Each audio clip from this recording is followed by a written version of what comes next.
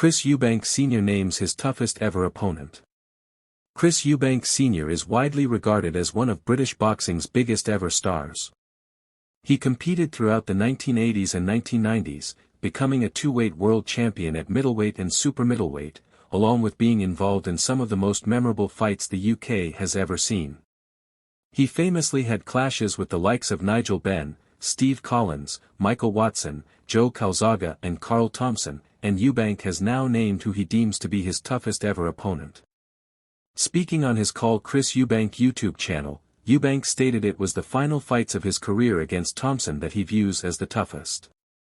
"I fought a fellow in my last two fights, Carl, the Cat, Thompson. These two fights were fights in which I was to be assassinated. What I mean by that is being punched to pieces where I wouldn't or shouldn't be able to speak." After spending his entire career at middleweight and super middleweight, Eubank moved up to cruiserweight for the initial clash against Thompson in April 1998, suffering a unanimous decision defeat in a close encounter where two of the judges scored the bout to Thompson by just a single point.